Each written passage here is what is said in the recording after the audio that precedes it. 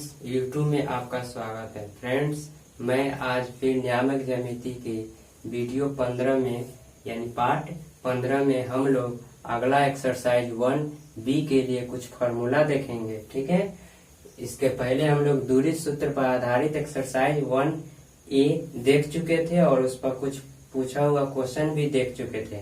आज हम लोग इस वीडियो में विभाजन सूत्र से रिलेटेड कुछ फार्मूला देखेंगे और इस पर सवाल भी चलेंगे। और चलिए देखते हैं हम लोग क्या कहता है। इसमें कहता है कि माध्यिकाएं या मध्यगत रेखाएं क्या है, यह क्या होती है। तो यह कहता है किसी त्रिभुज के शीर्षों से खींची गई रेखाएं यदि वह त्रिभुज के भुजाओं के मध्य बिंदु हो तो वह रेखाएं मध्यगत रेखाएं कहलाती हैं। जैसे आपका AD, BE और CF। मान लीजिए किसी त्रिभुज में शीर्ष से किसी त्रिभुज, मान लीजिए ABC त्रिभुज है। इस त्रिभुज में कैसे शीर्ष होती है, ABC यानी 3 शीर्ष होती है। और तीनों शीर्ष से जो रेखा गुजरती है, और मान लीजिए A से हम एक रेखा AD गुजारे जो BC पर गुजारे, तो BC पर यदि ये रेखा AD मध्य बिंदु हो तो यह क्या कहलाती है, आपकी मध्यगत या माध्यिकाएं कहलाती है। जैसे ये हो गया माध्यिकाएं, B हो गया, B आपका जो रेखा हो गया यह AC का मध्य बिंदु E है। जो B रेखा जाके AC का मध्य बिंदु बन गया तो यह और मध्य बिंदु बन गया तो ये बराबर हो जाएगा आपका AE बराबर EC हो जाएगा, तो इसे माध्यिका कहते हैं। तो किसी त्रिभुज में 3 गो माध्यिका होती है। ठीक है, एक B से तो B और A से AD और C से CF हो गया, तो ये माध्यिका हो गया। ठीक है, और फिर कहता है केंद्रक या गुरुत्व केंद्र क्या है। तो किसी त्रिभुज में माध्यिकाएं एक बिंदु पर काटती है उसे केंद्रक या गुरुत्व केंद्र कहते हैं। माध्यिका त्रिभुज में 3 गो होती है और तीनों जिस बिंदु पर बीच में काटते हुए गुजरती है, AD, BE और CF किस पर गुजर रही है, काट रही है, G पर काट रही है, तो इसे गुरुत्व केंद्र कहते हैं। यानी सेंट्रोइड या और सेंटर ऑफ ग्रेविटी। ठीक है, नोट में याद रखना है, जो माध्यिका जो होती है ना, जब इस पर काट रही है तो ये 2 पार्ट हो गया माध्यिका का, एक AG हो गया, एक GD हो गया। फिर इधर से BE आपका माध्यिका हो गया तो इधर से BG हो गया और GE हो गया, 2 पार्ट हो गया। तो ये दोनों पार्ट में पहला जो पार्ट होगा वह 2 भाग होगा, आगे का जो पार्ट होगा 1 भाग होगा। यानी टोटल माध्यिका 3 भाग हो गया। 3 भाग में 2 भाग ऊपर वाला हो गया, नीचे से 1 भाग हो गया। तो यही लिख दिए हैं कि AG बटा GD, BG बटा G और इस CF माध्यिका में GC बटा FG। तो देखिए CG बटा GF या FG और BG बटा G और AG बटा GD इक्वल टू 2:1 यानी 2/1। ये तीनों आपको 2:1 में होती है। ठीक है, 2:1 में होती है। अब देखिए इसमें अगला देखते हैं त्रिभुज के अंतः केंद्र क्या है। त्रिभुज ABC के angle A, angle B, angle C के आंतरिक समद्विभाजक रेखाएं क्रमशः AD, B और CF है जो बिंदु I पर मिलती है। और तो बिंदु I को त्रिभुज ABC का अंतः केंद्र कहते हैं। जैसे यह त्रिभुज हो गया, त्रिभुज में AD, B और FG ये तीनों माध्यिका किस बिंदु पर मिलती है, I पर, तो इसे कहते हैं त्रिभुज के अंतः केंद्र कहते हैं। और प्लस में कब कहेंगे, जब यह A, B और C का समद्विभाजक हो। माने A से अगर हम एक रेखा खींचते हैं, माध्यिका खींचते हैं, तो ये आधा में बांटती है। अगर 40 हो तो 20-20, एंगल 60 हो तो 30-30 और एंगल 80 तो 40-40। तो इस तरह जब गुजरती है तो इसे I को हम क्या कहते हैं, अंतः केंद्र कहते हैं। वही तो कह रहा है, त्रिभुज ABC के एंगल ABC के आंतरिक समद्विभाजक रेखा AD, B और CF हो जो बिंदु I पर, तो जरूरी नहीं कि माध्यिका हो।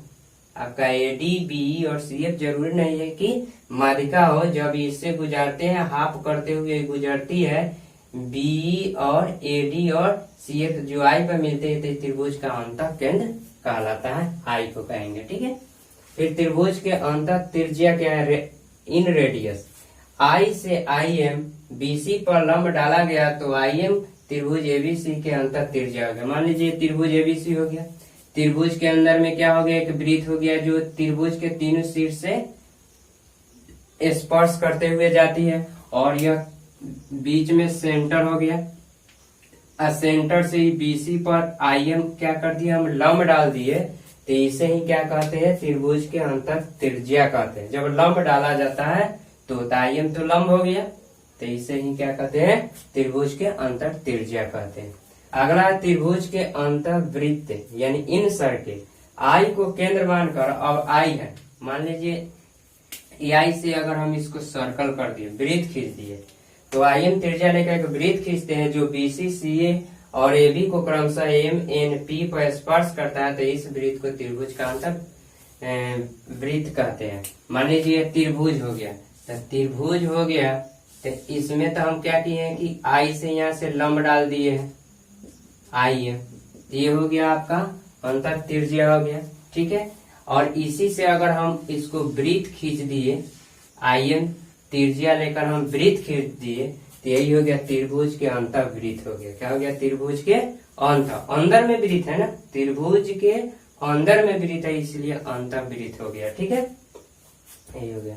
फिर अब अगला, ये तो कुछ इसमें आपका था बेसिक कंसेप्ट था, मैंने कुछ यह समझना था, फॉर्मूला था, ठीक है, इसी तरह। लेकिन मेन अभी इस लेसन के लिए मेन फॉर्मूला कहाँ से स्टार्ट होती है, तो यहाँ से होती है, ठीक है। इसमें थोड़ा यह माध्यिका देख लेना था, अंतर त्रिज्या, अंतर केंद्र, अंतर वृत्त देख लेना था, इसी पर आधारित एक क्वेश्चन फॉर्मूला, इसीलिए ये सब बता दिया है, ठीक है। अब इसमें देखते हैं फॉर्मूला मेन क्या कहता है फॉर्मूला। यदि A x1, y1, मान लीजिए A कोई बिंदु है, तो A बिंदु है तो उसमें x y के रूप में एक बिंदु होगा, जो फर्स्ट वाला x का मान होता है, सेकंड वाला y का, तो A है तो A का नाम ले लिए x1, y1, और B का ले लिए x2, y2 को मिलाने वाले रेखाखंड AB को बिंदु C जो है M1 अनुपात M2, M1 अनुपात यानी M1:M2 के अनुपात में अंतर विभक्त करता है, माने अंतर विभाजित करता है, तो यह जो C का निर्देशांक है, नियामक है, वह M1x2 प्लस M2x1 बटा M1 plus M2, M1y2 plus M1y1 बटा M1 प्लस M2 है। जो मान लीजिए चित्र ले लिए AB रेखाखंड हो गया आपका, AB क्या हो गया, रेखाखंड हो गया।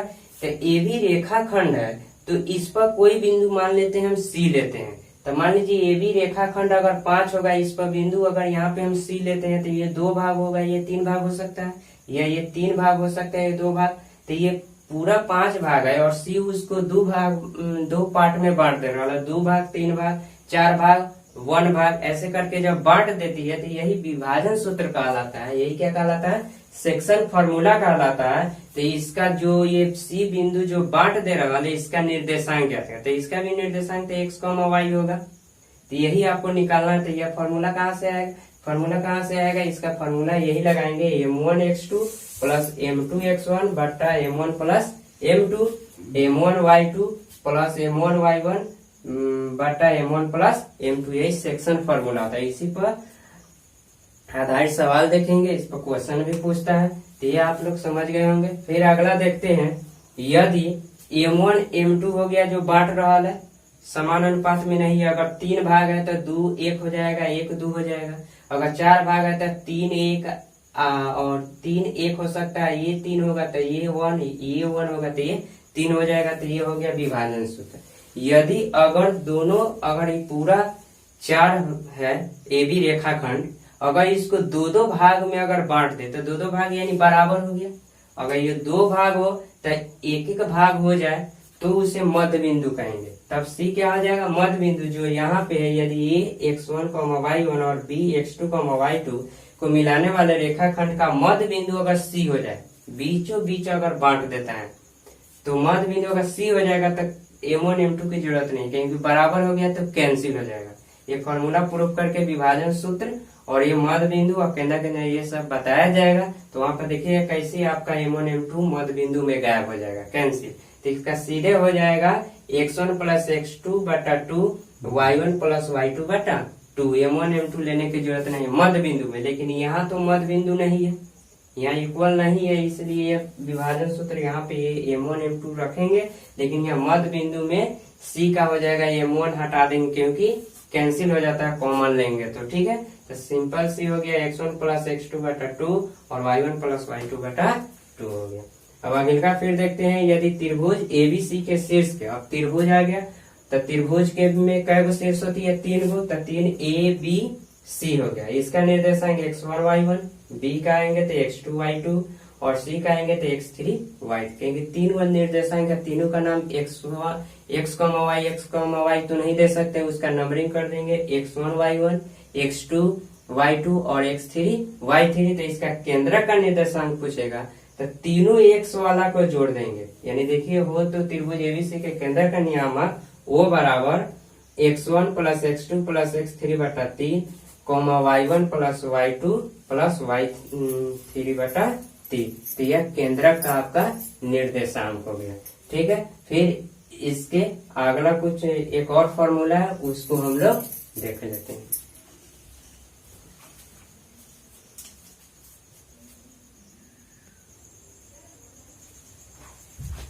फ्रेंड्स अगला देखते हैं फॉर्मूला क्या है। इसमें कहता है कि यदि त्रिभुज एबीसी के शीर्षों के नियामक क्रमशः x1, y1, x2, y2 और x3, y3 हो तो, और आपका तो तीनों शीर्ष का नियामक हो गया ए बी सी हो गया, तो आप जान रहे हैं, लेकिन इसमें आपका साइड भी दिया रहेगा। मान लीजिए साइड हो गया ए बी, बी सी और आपका ए सी। तो मान लीजिए BC आपका A हो गया, ये BC हो गया आपका, यहाँ से यहाँ तक कितना हो गया, A भुजा हो गया आपका, CA आपका, ये C आपका यहाँ से लेकर यहाँ तक आपका C भुजा हो गया। C यानी CA का अर्थ हुआ B, क्यों? क्योंकि CA है आपका, यहाँ देखिए CA है, तो CA आपका कितना हो गया, B हो गया। और आपका AB क्या हो गया, यहाँ से यहाँ तक क्या हो गया आपका, C हो गया। तो जब ये तीनों साइड दिया हो और तीनों निर्देशांक दिया हो तो पूछता है कि अंतः केंद्र का निर्देशांक क्या होगा। तो अंतः केंद्र का निर्देशांक यानी O इक्वल टू क्या होगा, तो AX1 plus BX2 plus CX3 बटा A plus B plus C। उसी तरह AY1 plus BY2 plus CY3 बटा A plus B plus C। लेकिन ज्यादातर एग्जाम में सिंपल पूछता है कि यदि त्रिभुजों के शीर्षों का निर्देशांक इतना दिया हुआ है तो केंद्र का निर्देशांक, तो सिंपल सी बात है x1 plus x2 plus x3 बटा 3 और y1 plus y2 plus y3 बटा 3। लेकिन जब अंतः केंद्रक पूछे तो आपका साइड दिया हुआ नहीं रहेगा। तीनों निर्देशांक जब आपको मिल गया तो आपको दूरी सूत्र से क्या करना पड़ेगा, आपको BC निकालना पड़ेगा, आपका CA निकालना पड़ेगा और AB निकालना पड़ेगा, ना कि आपको ये तीनों साइड निकाल के दिया हुआ नहीं रहेगा। आपको दूरी सूत्र से, क्योंकि दूरी सूत्र आप पढ़ चुके हैं और दूरी सूत्र से आप लोग निकाल सकते हैं। इसीलिए अगर अंतः केंद्रक पूछे तो निर्देशांक सिर्फ शीर्ष दिया हुआ रहेगा तीनों का, तो दूरी सूत्र से आपको तीनों साइड निकाल लेना पड़ेगा और इस फॉर्मूला पर आपको बैठा देना पड़ेगा। तो यहाँ तक आपका चार फार्मूला हो गया। अब ये 4 फार्मूला का अलग से वीडियो हम लोग दे देंगे आपको। प्रूफ कैसे ये फार्मूला आया इसको प्रूफ करके अलग वीडियो में बता दिया जाएगा। इस वीडियो में सिर्फ फार्मूला समझाया और इस पर कुछ क्वेश्चन चलते हैं जो आप लोगों को बनाने में मैंने समझ में आए, इस पर क्वेश्चन चलते हैं। नहीं तो वीडियो फिर वो फार्मूला प्रूफ करके बताने लगेंगे तो लंबा वीडियो हो जाएगा, प्लस में समझ आगे सवाल नहीं देख पाएंगे जो आप लोग उतना क्लियर नहीं हो पाइएगा, समझ नहीं पाइएगा। इसलिए हम आगे इस पर सवाल चलते हैं। तो आपका एक्सरसाइज 1 भी है, ठीक है। ये क्वेश्चन जो हम लोग ले रहे हैं ये भारतीय भवन से ले रहे हैं और रिवीजन जो करवाया जाएगा वो BTC का भी क्वेश्चन बुक से करवाया जाएगा और बुक से जो क्वेश्चन पूछने वाला बिहार बोर्ड में चाहे जो भी बोर्ड में पूछता है वो भी क्वेश्चन देखेंगे, ठीक है। लेकिन इससे सीरियल बाय सीरियल देखते हैं, इससे क्या होगा कि प्रैक्टिस होगा ज्यादा। देखते हैं क्वेश्चन क्या है। पहला क्वेश्चन क्या करता है, पहला क्वेश्चन कहता है उस बिंदु का नियामक ज्ञात कीजिए जो बिंदु 4,-3 और 8,5 को मिलाने वाले रेखाखंड को 3:1 के रेशियो मैंने 3:1 के अनुपात में अंतर विभक्त करता है, माने आंतरिक विभक्त करता है। मान लीजिए दोनों बिंदु है, मिलाते हैं दोनों बिंदु, एक बिंदु यहाँ पे ले लेते हैं, एक बिंदु यहाँ, एक बिंदु यहाँ, इसको हम मिलाए तो मिलाए तो क्या बन गया, ये रेखाखंड। क्यों रेखाखंड बना कि इसका 2 एंड पॉइंट, आगे भी ये रेखा नहीं बढ़ सकता है और न ये पीछे बढ़ सकती है। तो ये दोनों एंड पॉइंट हो गया, मान लेते हैं ये हो गया, ये क्या हो गया, बी हो गया, तो ये हो गया रेखाखंड। समझते चलिए कंसेप्ट क्या कहता है क्वेश्चन। ये दोनों बिंदु को मिलाने वाले रेखाखंड, तो ये दोनों बिंदु को मिलाए तो ये बन गया रेखाखंड। तो रेखाखंड बन गया तो ये दोनों बिंदु का नाम दे दीजिए 4,-3, आई हो गया 8,5 हो गया, हो गया। अब कहता है को 3:1 में अंतर विभक्त करता। मान लीजिए कोई बिंदु यहाँ पे आ जाएगा, मान लेते हैं P आ गया, जो 3:1 यानी पहला 3 है तो ये वाला खंड आपका 3, ये वाला खंड आपका 1। तो यहाँ नहीं होकर आप अंदाज से ले सकते हैं यहाँ होगा, क्योंकि ये खंड बड़ा है 3 है, आई 1 है, तो ये छोटा होगा 1, आई क्या होगा 3, तब पूरा ए बी कितना हो जाएगा 4 हो जाएगा। तो उसका मतलब नहीं है 4 से हमको 3:1 के रेशियो में दिया हुआ। तो इसको तो पहला रेशियो होता है M1, आई क्या होता है, सेकेंड रेशियो क्या होता है M2 होता है। इतना तो आप लोग जानते हैं। तो M1 M2 आपको मालूम चल गया। दो बिंदु है A और B है, तो फर्स्ट बिंदु में x1 y1, सेकेंड बिंदु में x2 y2। ये जो चित्र में ABC नहीं दिया हुआ था, P हम नहीं दिया हुआ था, निकालना था कि वो किस अनुपात में विभाजित, आंतरिकता विभाजित करता है, अंदर में, बाहर की तरफ नहीं। अगर बाह्यता विभाजित करता तो इधर ले लेते, इसको बढ़ाना पड़ता है। आंतरिकता विभाजित है, बाह्यता विभाजित में आपको इंटर में पढ़ना है, ठीक है। 10th में आपको सिर्फ आंतरिकता विभाजित ही पढ़ना है। ये मान के लिख देते हैं। सॉल्यूशन में चलेंगे तो मान लेते हैं, माना कि A का 4,-3 है और B आपका है 8,5 है। आपको तो बहुत अच्छी से समझ में अगर जब दो बिंदु है तो एक x1, y1 हो जाएगा और ये हो जाएगा x2, y2 हो जाएगा, ठीक है। और M1 और M2 दो रेशियो जो दिया हुआ है, एक M1 3 हो जाएगा, M2 हो जाएगा 1 हो जाएगा। तो विभाजन सूत्र से चलेंगे, विभाजन सूत्र से, विभाजन सूत्र से ही ना बनाएंगे, वहां दूरी सूत्र से निकालते थे दूरी, यहाँ विभाजन सूत्र से P का नियामक निकालेंगे। क्योंकि P का नियामक या निर्देशांक फॉर्मूला क्या होता है, M1 x2 M2 x1 M1 plus M2। Formula याद करने की जरूरत नहीं है, बार बार हम सवाल, इसमें भी बहुत सवाल है, देखेंगे तो अपने आप ही याद हो जाएगा। M2 M1 y2 M2 y1 M1 plus M2।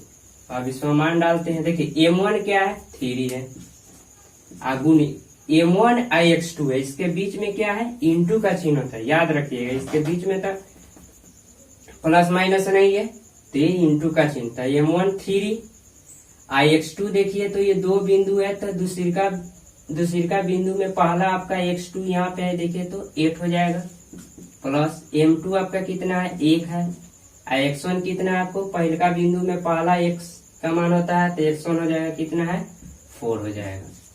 अब बटा M1 कितना 3 प्लस M2 1, माने ये रेशियो को जोड़ देते हैं M1 प्लस M2, कॉमा फिर M1 3 y2 देखिए दूसरी का बिंदु में y2 A या B, दूसरी का बिंदु में आपका सेकेंड वाला y का मान होता है तो 5 हो जाएगा, प्लस M2 आपका यहाँ पे, यहाँ से चलिए, यहाँ तो लिख दिए, यहाँ से चलिए चित्र से 1 y1 फर्स्ट बिंदु में सेकेंड वाला -3 अब बटा M1 3 प्लस 1।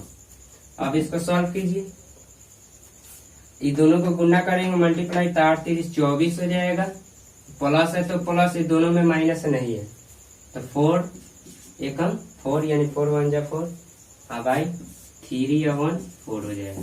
ये मल्टीप्लाई कीजिए 3 5 15। अब देखिए यहाँ प्लस है, लेकिन ये दोनों में फर्स्ट वाला में यहाँ प्लस तो होता है फॉर्मूला में, ये दोनों में किसी में एक में अगर माइनस होगा तो यहाँ बन जाएगा माइनस। क्यों, प्लस माइनस माइनस। अगर इसमें भी माइनस रहेगा और इसमें तो इसको कोष्ट घेरना पड़ेगा। जब दोनों में माइनस तो माइनस माइनस प्लस आई, प्लस तो प्लस होगा। तो यहाँ 3 एकम 3 और 3 1 4, ये 4 24 4 28/4 हो जाएगा। आई हो जाएगा 15 में से 3 गया तो 12/4 हो जाएगा। ये हो गया, काट दीजिए। 4 7 28, 4 3 12, ये हो गया 7,3। यही आपका आंसर। ये क्वेश्चन तो बहुत इम्पोर्टेंट है, स्टार लगा सकते हैं, पूछता है ऐसा क्वेश्चन।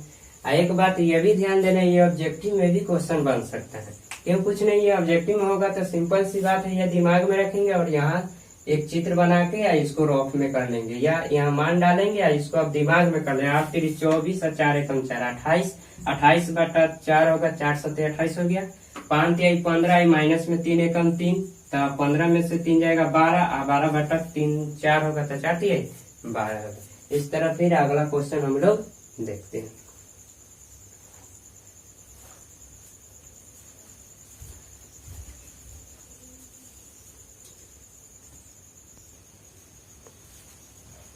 चलिए फ्रेंड्स, अगला क्वेश्चन हम लोग 2 नंबर देखते हैं। 2 नंबर भी क्वेश्चन उसी तरह आप लोग बना भी सकते थे, लेकिन बना देते हैं, आप लोग देख लीजिएगा, मिला लीजिएगा।